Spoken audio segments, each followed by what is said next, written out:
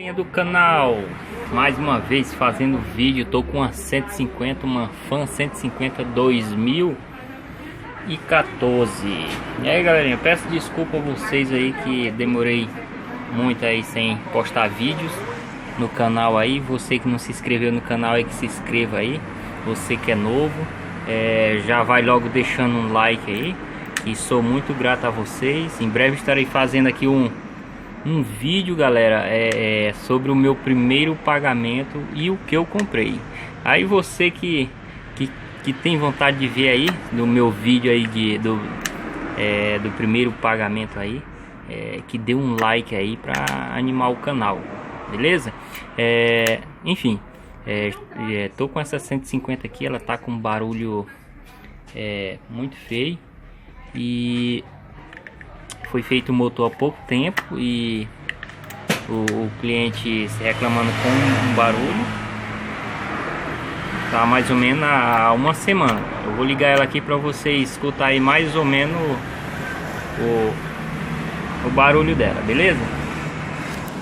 Então lá vamos nós.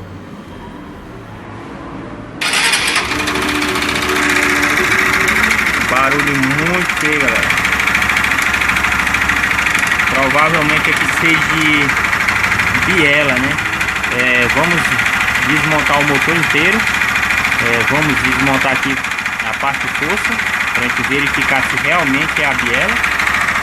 E como dá para vocês verem, o barulho está muito estranho, muito mesmo. Eu vou dar aqui um pause aqui, galera, para me desmontar. E rapidinho eu estarei fazendo a continuidade. Pessoal, já estamos de volta mais na continuação desse vídeo.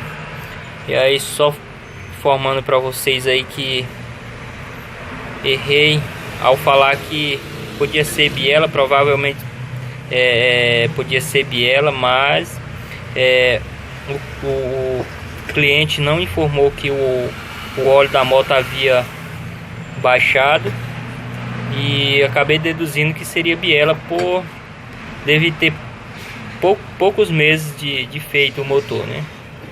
Aí, como dão para vocês verem aí, o pistão, ó, muito arranhado.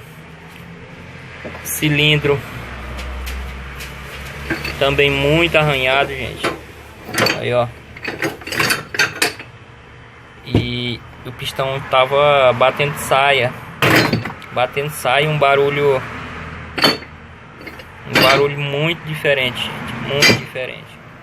E aí, bem, isso, galera, a gente vai mandar para retífica, ou vai colocar outro bloco,